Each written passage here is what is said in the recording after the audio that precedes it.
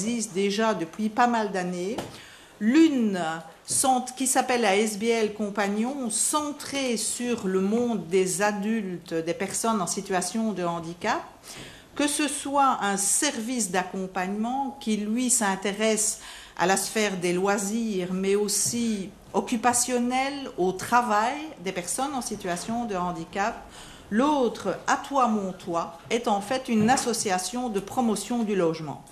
On sait actuellement à quel point c'est difficile de pouvoir, je dirais, se procurer son propre logement, hein, d'autant plus, et ça s'avère d'autant plus difficile lorsqu'on est fragilisé, précarisé, soit par des revenus plus modestes, soit par un handicap et ou aussi du vieillissement. Ça concerne la sphère des adultes, je le signale, parce que vous voyez ainsi la trajectoire, le projet, mais je vais me centrer sur l'ASBL AIO, Association pour l'innovation en orthopédagogie. Alors, je dirais dans cette ASBL, il y a à la fois un centre de documentation, des activités de formation continue. On verra le partenaire, je dirais, ma partenaire va parler de tous les secteurs de l'enseignement. Les activités de formation se déroulent aussi dans tout le secteur, je dirais, de l'aide aux personnes à besoins spécifiques, notamment encadré par l'Agence wallonne de l'intégration des personnes handicapées. Je vais me centrer sur le service d'aide à l'apprentissage. Alors, finalement, ce service d'aide à l'apprentissage, quel est notre public cible? Donc, c'est un service de consultation qui existe, qui est situé dans les locaux de l'université. Alors, nous nous intéressons à des enfants, à des adolescents qui rencontrent vraiment des difficultés scolaires qui sont importantes, donc pas spécialement, je dirais, des enfants qui, à un moment donné, avec je dirais, quelques cours particuliers ou des cours qui permettent d'ajuster le niveau, soit en mathématiques ou dans d'autres apprentissages, non. Nous nous intéressons à des personnes qui vraiment présentent, je dirais, des difficultés, qu'elles soient dans l'enseignement spécialisé ou dans l'enseignement ordinaire. À un moment donné, je dirais, elles rencontrent des difficultés telles qu'il y a un nœud et ou des enjeux. Les enjeux peuvent être, à un moment donné, finalement, ce jeune va-t-il poursuivre dans l'enseignement ordinaire? Va-t-il devoir être réorienté vers un enseignement spécialisé? Ce qui, dans certains cas, s'avère être quelque chose qui est tout à fait bénéfique pour la personne, mais en tout cas, ça nécessite une évaluation, une discussion, parce que la perspective est vraiment quelque chose qui est importante. Donc, c'est une question de réorientation, une question aussi à certains moments plus de situations qui peuvent mener à des décrochages scolaires, donc il y a vraiment des enjeux.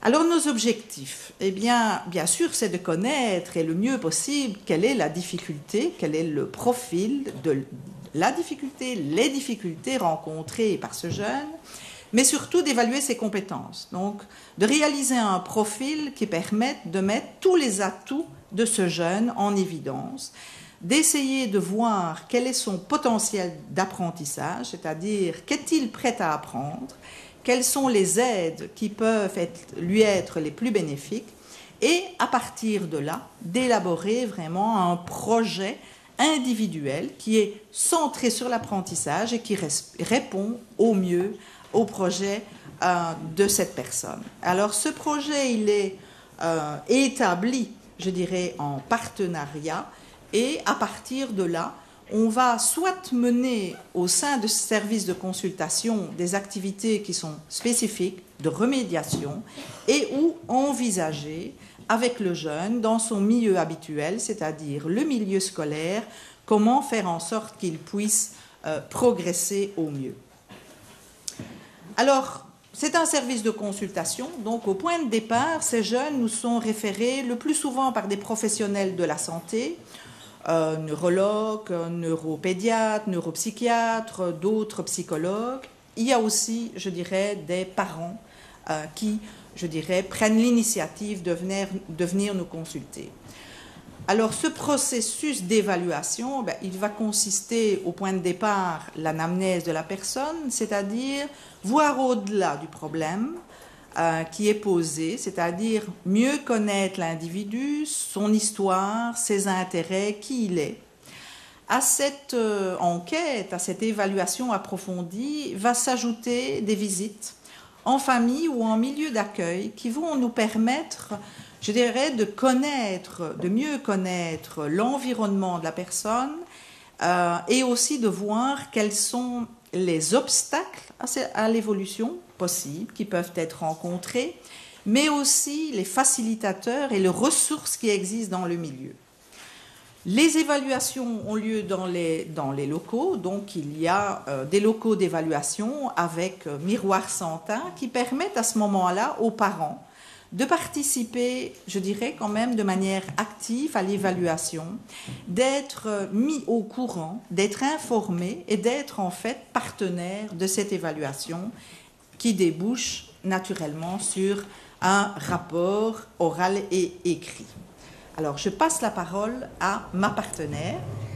Bonjour, donc je suis enseignante de formation et j'occupe actuellement un rôle de coordinatrice pédagogique à l'école secondaire d'enseignement spécialisé, la CIM. La CIM est une école qui a 2 implantations, une qui se trouve en région bruxelloise et une en Brabant wallon. Elle accueille des jeunes en fait qui sont porteurs d'un handicap mental léger, un handicap mental modéré et un handicap physique. Sous l'implantation de Genneval, en fait, on accueille des jeunes qui sont en forme 2 ou en forme 3. Donc la forme 2, ce sont des jeunes en fait, qui vont vers une insertion sociale et qui auront toujours besoin d'une adaptation professionnelle pour eux, tandis qu'en forme 3, ils vont garder plus d'autonomie. Et donc l'implantation de Genneval a une histoire un petit peu particulière parce qu'en fait, elle est tout assez récente. Elle a été construite, elle vient d'ouvrir ses portes en septembre 2000. Alors la présentation de notre projet, c'est en fait la mise en place d'un programme de remédiation cognitive qui a été, je dirais, qui a fait l'objet d'une co-construction avec des partenaires. Donc ici, il y a Madame Van Cailly, mais il y a aussi d'autres établissements d'écoles d'enseignement spécialisées qui ont participé avec nous à l'élaboration de ce programme de remédiation cognitive. Alors bien entendu, comme dans tout projet de recherche, il y a eu toute une phase d'exploration de la littérature, mais je dirais, il y a eu aussi élaboration et construction avec les partenaires entre finalement quelles sont les procédures qui sont mises en place, quelles sont les activités, les remédiations qui offrent déjà toute une série de succès.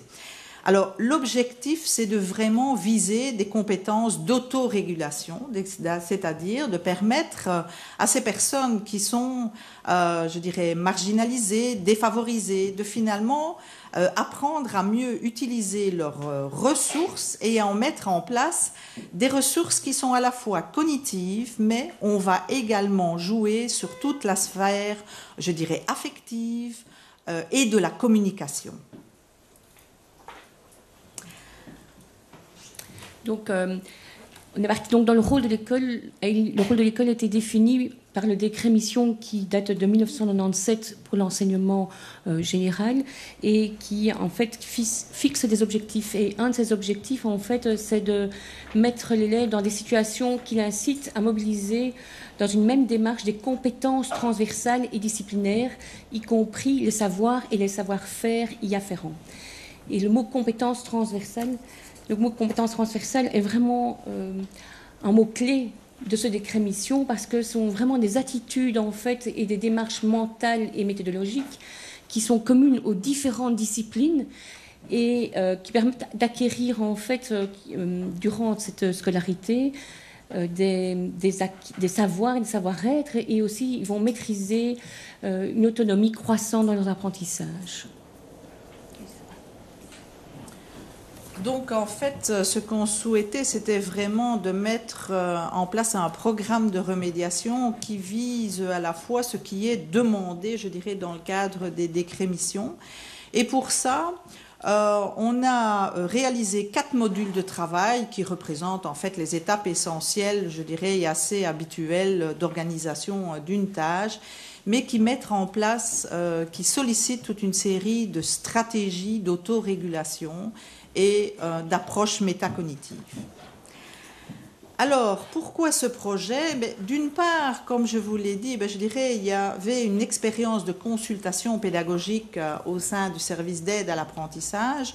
Donc, ça nous avait déjà permis non seulement de mettre, je dirais, d'avoir une vision la plus large possible des problèmes qui étaient rencontrés par ces jeunes, mais aussi de voir, je dirais, les effets de certaines remédiations. Nous avions au préalable réalisé une étude exploratoire auprès de l'enseignement spécialisé, notamment, je dirais, dans la région de Mons-Borinage, le Brabant wallon, Namur, et qui permettait de mettre en évidence finalement quelles étaient les attentes et les besoins, notamment dans le secteur de la remédiation, qui n'est pas quelque chose qui est facilement appréhendé au niveau du milieu scolaire. Alors, ces constats qui ont donné au projet, c'est en fait de se dire, et les enseignants ont mis en évidence, qu'il manquait de repères au niveau de l'évaluation diagnostique de ces jeunes. Parfois, ils ont un diagnostic, une personne qui présente une déficience intellectuelle ou légère, modérée, mais il n'y a pas d'informations précises sur, par exemple, l'habileté au niveau du langage ou au niveau du traitement de tout ce qui concerne les habiletés logico-mathématiques, des choses comme celle-là.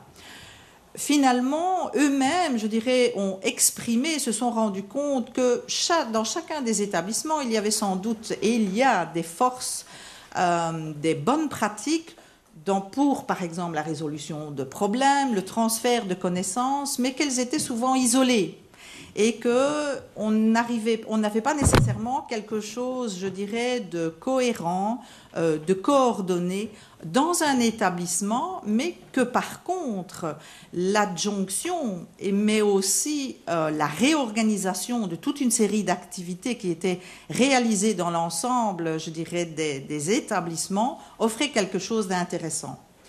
Que le plus souvent, les remédiations, elles sont centrées sur une matière, sur un contenu, et pas nécessairement sur, je dirais, la métacognition. Alors, pourquoi ce projet?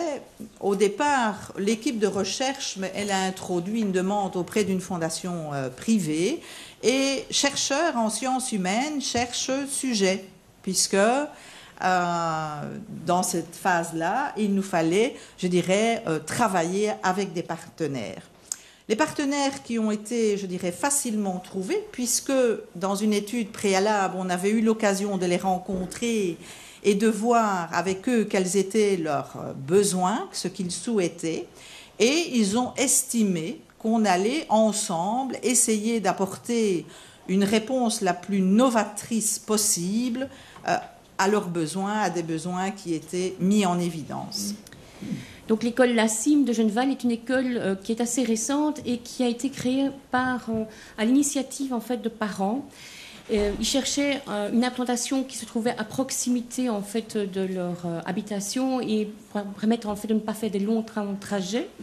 Mais ils avaient surtout un désir, c'était que les jeunes en fait puissent être inclus dans la société ordinaire. Et nous avons eu la chance en fait, d'avoir une situation géographique idéale dans le sens où nous avons une école ordinaire qui se trouve juste de l'autre côté de la rue et avec laquelle nous avons mis en place un partenariat, c'est-à-dire que nous entretenons en fait les parterres, le jardin, on a créé une marque que les élèves du secondaire peuvent utiliser, on utilise leur cuisine pour faire du pain qu'on peut vendre à l'équipe pédagogique, on partage des moments tels que des jeunesses musicales ou des marches parrainées.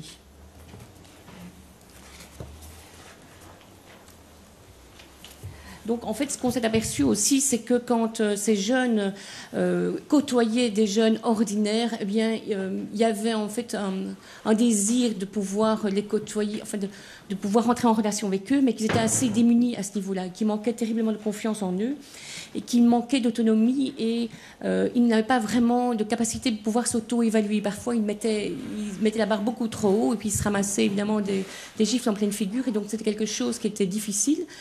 Et on avait essayé de trouver un système pour eux, de pouvoir leur permettre de prendre conscience en fait des difficultés, de leurs difficultés et de leurs ressources. Et ce qui est aussi important, comme cette école est assez récente, eh bien nous avons une équipe en fait qui est jeune, qui est dynamique et qui a un souhait de pouvoir évoluer par rapport en fait à ces différentes pratiques, Et donc on reste ouvert à toute demande de recherche ou de partenariat. Alors, pourquoi l'ASBL? Comme je l'avais dit, je dirais, c'est déjà une structure qui existait. Donc, il y a à la fois ce service d'aide à l'apprentissage, mais aussi des ressources humaines et des ressources, je dirais, matérielles qui permettaient assez facilement, je dirais, d'envisager une certaine valorisation. Alors, quel est pour nous, je dirais, le bénéfice?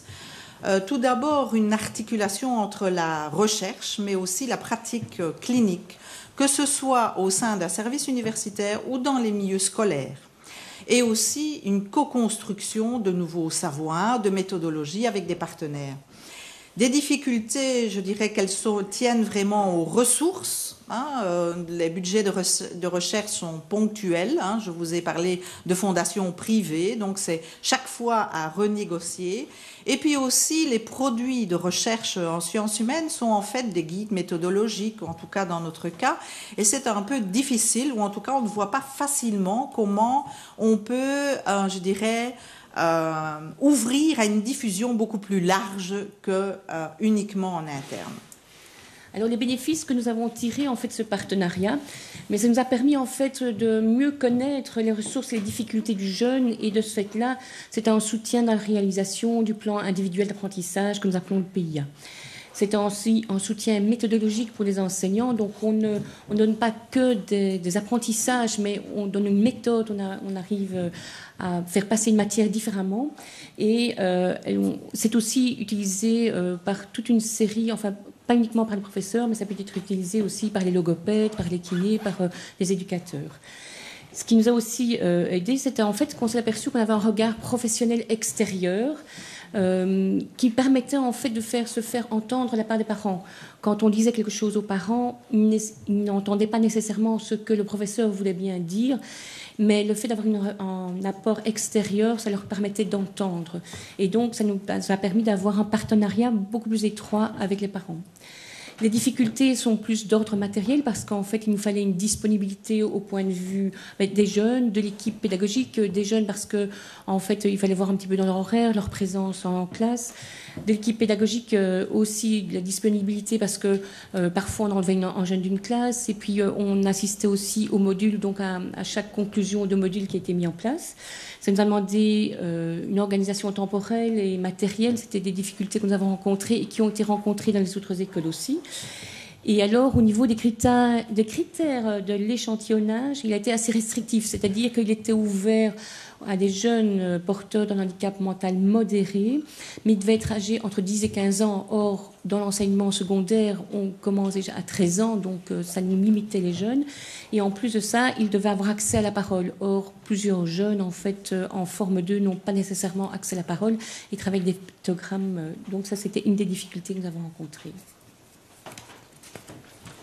Alors, le transfert des connaissances, je pense qu'au point de départ, ça peut être dès la formation initiale. Donc, pour nous, ça, c'était intéressant, dès la formation universitaire. Et puis aussi, essayer dans la formation continue des enseignants, on a des formations, je dirais, plus classiques en termes, je dirais, de formation collective, mais aussi au niveau de la supervision sur le terrain. Alors, le transfert des connaissances. Donc pour nous, ça a été en fait une aide dans la réalisation de certains outils dans la gestion de conflits. Ça nous a permis en fait de travailler avec l'humeur du jour, de regarder un petit peu, d'identifier des objectifs, de sélectionner des informations et d'amener le jeune à se corriger et de pouvoir aussi se féliciter et exprimer ces difficultés. Et alors, il y a aussi pour nous une réflexion au sein de l'équipe par rapport aux apprentissages et à la préparation d'après-école et aux outils qu'on va utiliser pour faire cette préparation à l'après-école. Alors, les résultats de la recherche, c'est-à-dire tout d'abord, c'est voir en termes d'évaluation du programme de remédiation. Et là où on a pu voir que ce programme pouvait avoir certains certains effets, je dirais, sur l'attention sélective, sur la mise en place d'habiletés qui sont transférables, c'est-à-dire définir un problème, chercher les solutions, envisager d'abord différentes options possibles. On a parlé aussi de tout ce qui concerne l'image du jeune, hein, pouvoir se féliciter, pouvoir continuer à avoir envie, je dirais, d'apprendre et exprimer ses difficultés. Alors, pour les enseignants, ce qu'ils nous ont dit, c'est en tout cas des repères pour une évaluation plus ciblée. Donc, ça permet à ce moment-là de mieux ajuster le rôle d'hétéro-évaluation, c'est-à-dire quel est le rôle de l'enseignant, pas trop d'aide, pas trop peu. Ce sont aussi des outils qui permettent de s'adresser directement aux jeunes en augmentant ses habiletés directement. Donc ça, c'est intéressant. Il essaie d'être transversal, donc ça c'est déjà aussi quelque chose qui a été mis en évidence, et de travailler à la fois sur l'image de soi, je dirais la motivation des personnes, et aussi sur les compétences, je dirais, cognitives. Alors pour les élèves, ce qu'on a remarqué, c'est que c'était un moyen très simple, il était visuel et ça nous permettait de les aider dans leur évaluation. C'était des apprentissages, leur permettait d'avoir un apprentissage de stratégie pour pouvoir solutionner, résoudre des problèmes. Et ça renforçait la confiance en eux. Et pour nous, enseignants, c'était un outil méthodologique qui pouvait être utilisé par l'entièreté de l'équipe. Alors les avantages financiers. Actuellement, pour nous, aucune retombée financière directe, mais des perspectives très intéressantes. D'une part, dans le cadre de la formation continue et aussi, je dirais, dans la diffusion. Je vous ai parlé aujourd'hui, je dirais, de ce programme de remédiation, mais il y a aussi d'autres guides et programmes qui peuvent être diffusés dans le cadre de cette ASBL. Donc, on arrive aux conclusions. Finalement, je dirais, la pratique de recherche en sciences humaines, eh bien, il faut avoir accès au réseau chercheurs, cherche-sujet. Hein, ça reste quand même quelque chose qui est important. Ce qui est important aussi pour nous, c'est d'essayer de répondre au mieux aux besoins des professionnels. Donc c'est ça aussi, c'est tout ce qui concerne l'intérêt social. Et on pourrait même aussi parler de validité sociale de la recherche, même si c'est des termes qui ne sont pas souvent abordés dans le cadre de la recherche. Je dirais l'intérêt, je dirais, de mettre en pratique certains thèmes et certaines valeurs, et aussi pouvoir allier la pratique clinique et aussi les aspects qui sont pédagogiques. Donc ça, c'était, je dirais, directement. Dans le futur, ce sont vraiment tout ce qui est lié à la formation et d'ouvrir au niveau des soutiens personnalisés. Et comme l'a signalé Madame Van Cailly, c'est aussi intéressant, même si on ne l'a pas fait de manière spécifique dans le cadre de ce projet, c'est d'évaluer l'accordage parents, école, vraiment l'école et la famille, pour voir quels sont les effets dans ce cadre-là. Ce sont des outils qui peuvent être utilisés par des équipes. On a mis aussi en évidence, je dirais, une remise en question, un approfondissement et aussi une remotivation au sein des équipes éducatives, et aussi d'autres éléments qui concernent peut-être plus le jeune. Donc c'est un soutien plus personnalisé aux jeunes. Et alors, ce qui est important, c'est qu'en fait, le CEGEC a mis en place maintenant des balises pour la forme 2. Et ces balises, en fait, vont pouvoir nous servir. Ce projet pourrait faire un lien aussi avec des balises qui ont été mises en place et créées. Nous terminons par des adresses de contact si vous voulez en savoir plus. Merci beaucoup de votre attention. Bonjour, mon nom est Nadine Frazel. Je suis coordinatrice et gestionnaire de recherche de l'Institut de recherche en sciences psychologiques à l'UCL. Donc, je vous remercie pour cette présentation qui est vraiment très intéressante. Et dans notre institut, on constate qu'il y a beaucoup de besoins dans le domaine de la santé, du vieillissement, de l'aide à la jeunesse. On constate qu'il y a beaucoup d'applications possibles par rapport à des recherches fondamentales qui sont menées à l'université. Et puis, en termes de réponse à ces besoins, de valorisation, on se dit, ben voilà, qu'est-ce qu'on fait? Allez, alors on a l'option spin-off ou l'option ASBL. L'option spin-off suppose un business plan, un plan financier. L'option ASBL suppose une certaine viabilité financière, puisqu'il y a aussi quand même des frais de personnel, des frais de fonctionnement. C'était une première question. Comment est-ce que vous avez pu couvrir ces frais-là? Et une deuxième réflexion que l'on se fait parfois dans les universités, c'est de dire, bah, tiens, s'il y a une spin-off et que la spin-off est soutenue par des programmes assez intéressants au niveau wallon, au niveau bruxellois, qu'est-ce qu'il en est si l'on devait développer une ASBL? Est-ce qu'on ne pourrait pas imaginer des nouvelles formes de soutien à l'emploi et au développement économique et social au travers de spin-off ajustés, avec des business plans ajustés pour ce genre de problématiques sociétales? Merci. Oui, en fait, ici, c'est une ASBL qui existe déjà depuis une vingtaine d'années. Hein, donc, c'est déjà quelque chose qui est implanté. Donc, vous posez la question, c'est vrai, ASBL doit aussi dire plan financier et viabilité. Nous bénéficions d'aide pour l'emploi au niveau du personnel. Donc, c'est une équipe de 5 personnes. Donc, vous voyez, c'est quand même une petite équipe. Et je dirais au niveau financier, ce qu'il nous faut financer justement, c'est la quote-part patronale par rapport à cela, puisqu'il y a une intervention de la région wallonne. Donc déjà, c'est une première chose qui nous facilite quand même déjà un peu la vie. Au niveau de ce service d'aide à l'apprentissage, pour l'instant, il n'est pas subventionné. Hein, donc là aussi, c'est ce que nous allons rechercher, de pouvoir trouver la niche qui va faire en sorte que finalement tout le poids ne repose pas uniquement sur la participation, je dirais, des parents. Et actuellement, c'est par toutes les activités qui sont périphériques, mais qui sont liées à la SBL, telles que, je dirais, au niveau du service de documentation, qui s'adresse bien au-delà des étudiants, c'est-à-dire une des finalités d'une ASBL, je dirais, dans une structure universitaire, c'est essentiellement d'être ouvert à l'extérieur. Donc, je dirais, on a aussi mandat. Naturellement, on répond aux questions des étudiants, bien sûr, et ils y ont accès librement, mais ce qui est intéressant, c'est d'avoir ouverture vers l'extérieur. Et à ce moment-là, on peut faire, je dirais, par cette ouverture aux parents, aux professionnels, aux équipes, par la réalisation de dossiers thématiques, parce que là, on sait aussi que les professionnels sont vraiment intéressés.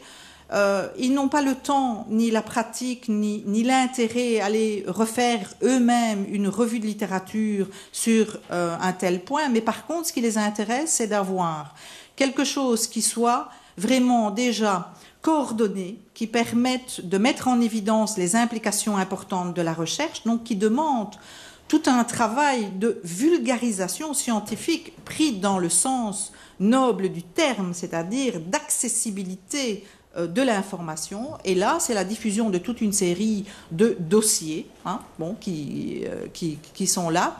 Et alors, par le biais de la formation continue qui nous permet, à ce moment-là, d'assurer, je dirais, une viabilité, je dirais, de l'ASBL. Donc, maintenant, je pense que dans les ateliers de cet après-midi, on aura vraiment l'occasion de pouvoir échanger sur ASBL, spin-off, justement, intérêt, des avantages. Bon, ça vaudra la peine, je dirais, d'envisager les aspects, les points forts et les défis de chacune de ces formules. Je vais donc passer la parole à messieurs Paolo Charouadas et monsieur Stéphane Demeter pour la présentation de Créa Patrimoine, le centre de recherche. Alors monsieur Paolo Charouadas nous vient de l'ULB et sera en duo avec monsieur donc Stéphane Demeter de la direction des monuments et des sites. Ils vont nous parler d'archéologie préventive.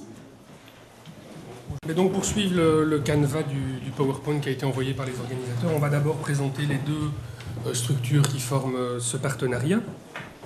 Donc côté chercheur, donc, on est dans le domaine de l'archéologie. Il faut savoir qu'à l'ULB, l'archéologie est regroupée au sein d'une unité de recherche qui s'appelle le Centre de recherche en archéologie et patrimoine.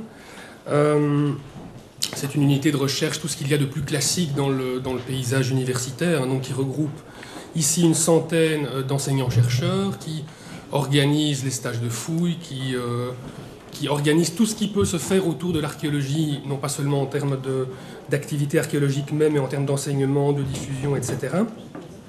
C'est une structure assez importante qui existe depuis 2002, mais qui a succédé à une structure plus ancienne qui portait un autre nom. Et pour vous dire en deux mots, donc le Créa Patrimoine mène des fouilles archéologiques en Belgique. À Bruxelles, ce sera l'objet de la présentation, mais également en Wallonie. et également à l'étranger, en Amérique latine, en Afrique du Nord, subsaharienne, en Asie. Notamment, nous avons depuis un an une doctorante qui travaille beaucoup au Bangladesh et en Inde. Donc voilà, pour vous montrer un peu le type de structure que nous sommes, pas uniquement de l'archéologie à Bruxelles qui va être le point précis qui va vous être présenté maintenant, mais une structure vaste avec des gens d'horizons différents et donc finalement une caisse de résonance assez intéressante pour mener l'activité qui nous occupe tous au sein de ce centre. Voilà, je passe la parole pour la suite de la présentation à Stéphane Demeter. Merci. Donc voilà, moi j'appartiens à la direction des monuments et des sites du ministère de la région Bruxelles-Capitale. C'est donc le service régional du patrimoine pour la région bruxelloise. Vous savez que c'est une matière, le patrimoine, qui a été régionalisée en 1989. Il n'existe donc plus d'institution fédérale en la matière. Chaque région est pleinement autonome et a mis en place ces institutions, respectives. Et en l'occurrence, en Wallonie comme à Bruxelles, le choix était de développer un service au sein de l'administration de l'aménagement du territoire et du logement. Et dans ce service du patrimoine, donc, qui s'appelle à Bruxelles la direction des monuments et des sites, il y a une cellule archéologie qui est en charge de la mise en œuvre de la politique en matière de patrimoine archéologique, qui s'est donc constituée, pas tout de suite, parce qu'après la régionalisation, l'archéologie n'était pas la première priorité dans la mise en place de ce service à l'époque, et c'est plutôt